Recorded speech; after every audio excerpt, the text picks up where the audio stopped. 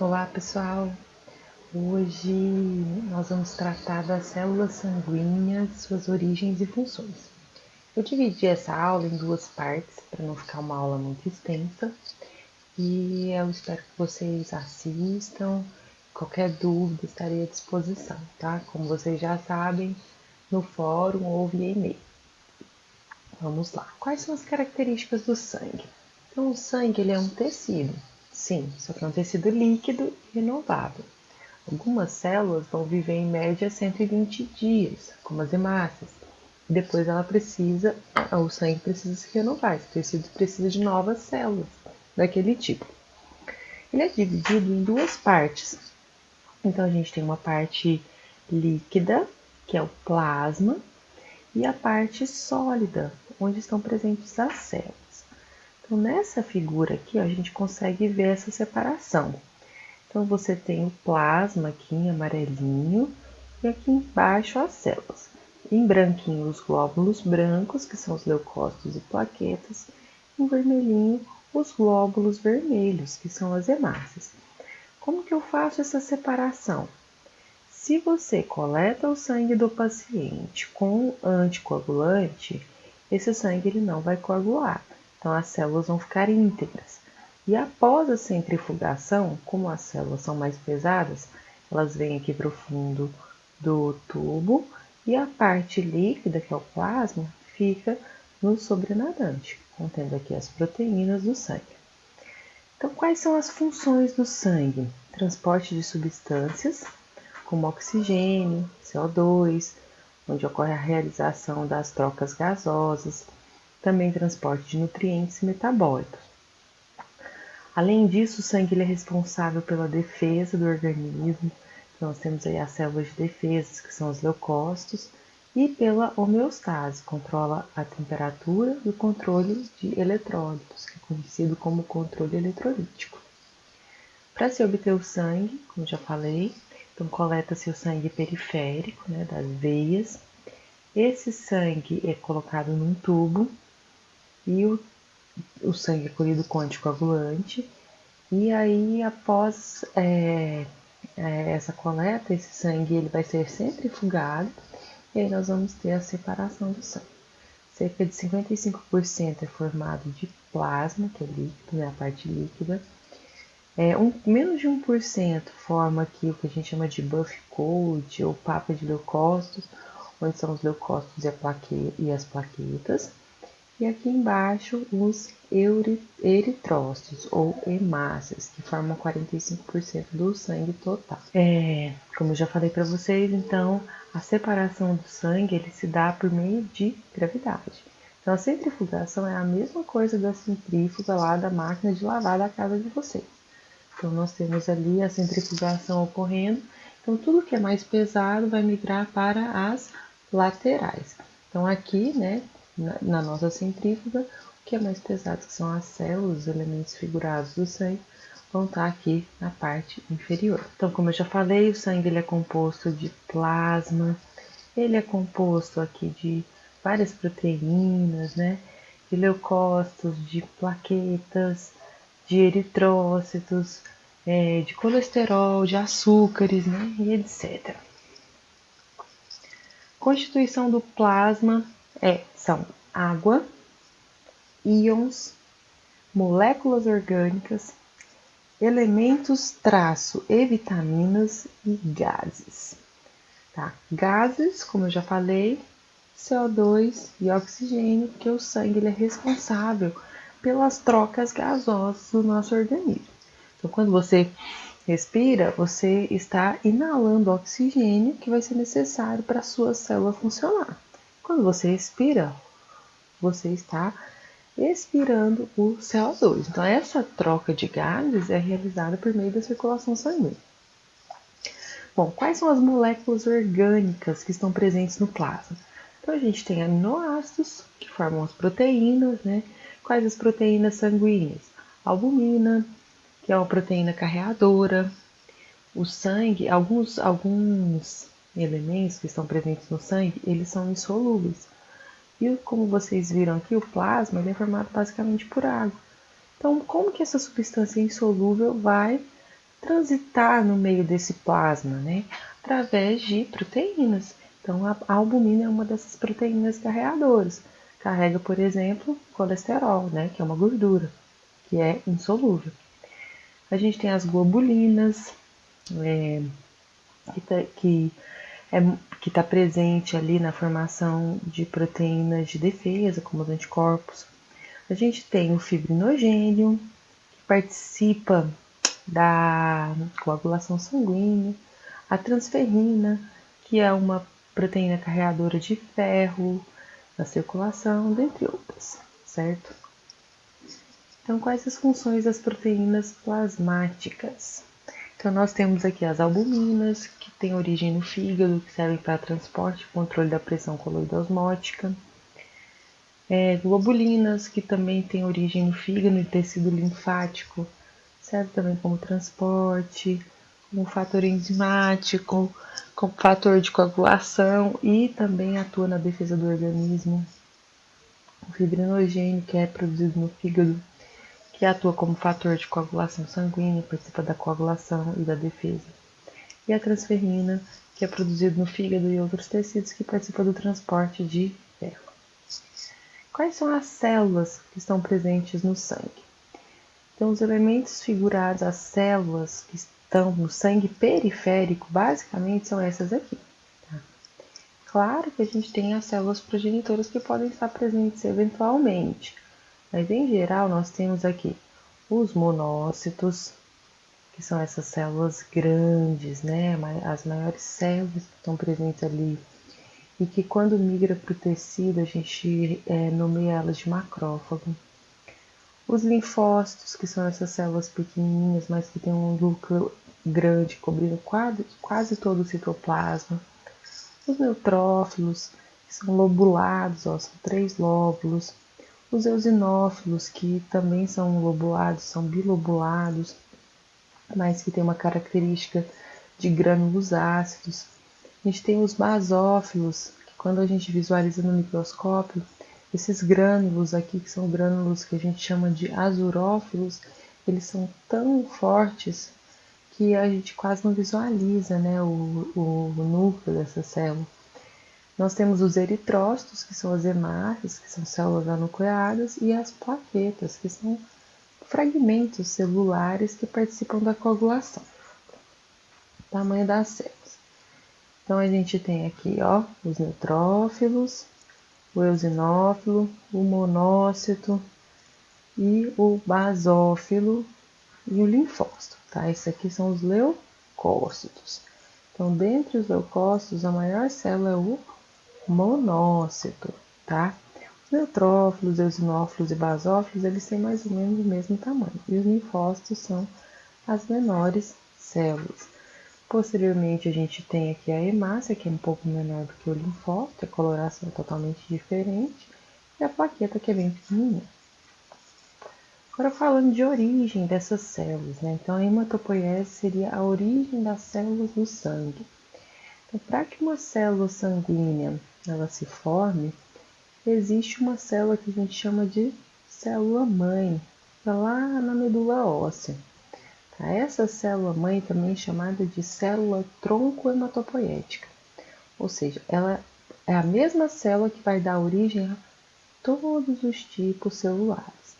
Então, a gente tem aqui a célula-mãe ou célula tronco-hematopoética, dando origem a uma célula da linhagem mieloide, e essa célula da linhagem mieloide vai dar origem a hemácias, plaquetas e neutrófilos.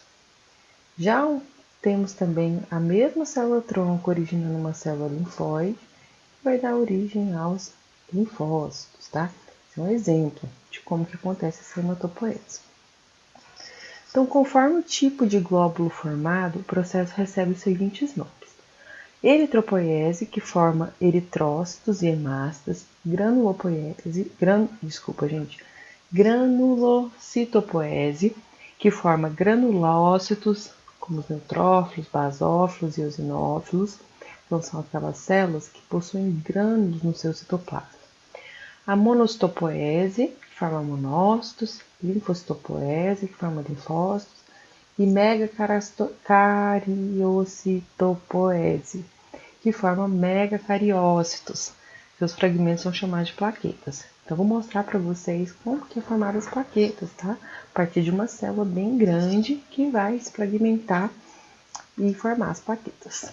Bom, a hematopoese ela acontece em diferentes locais dependendo do estágio de desenvolvimento do ser humano. Tá? Então, na fase fetal, a hematopoese ocorre no saco vitelínico, no baço, fígado e na medula óssea, que é necessária uma grande produção de células de uma forma bem rápida. É preciso de vários locais para produzir essas células. Após o nascimento, elas são produzidas apenas na medula óssea vermelha, e crianças até 5 anos de idade, em todos os ossos produzem, né, sangue, produzem células sanguíneas, originam. E nos indivíduos adultos, geralmente são os ossos longos, e também o externo, a pelve, a coluna vertebral, as costelas e o crânio, tá? Que são os ossos que participam da hematopoese nos adultos.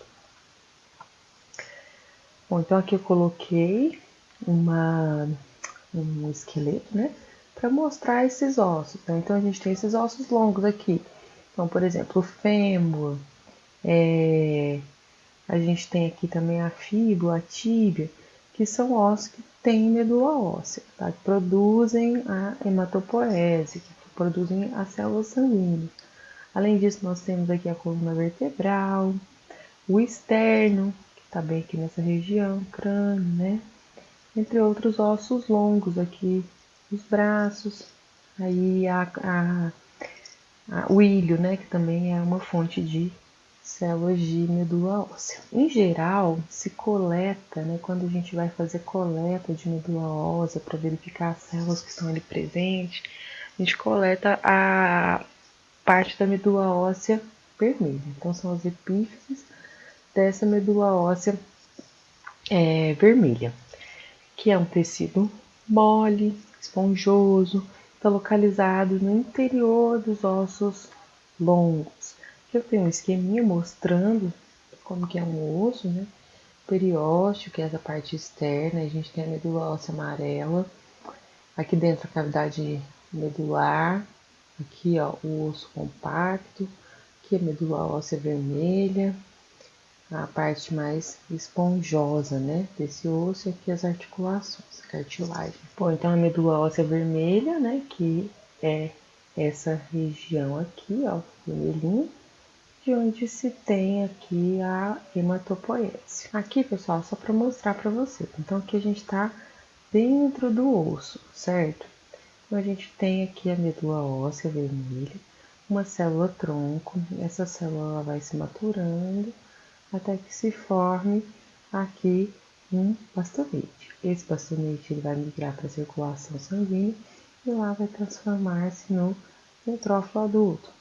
Da mesma forma, a gente tem o megacariócito. Ele é formado aqui na medula óssea e ele vai migrar para o sangue, mas como ele é uma célula muito grande, ele vai ter dificuldade para passar aqui ó, na região intersticial, né, entre as células do endotélio. Então, ele vai se fragmentar para formar as plaquetas.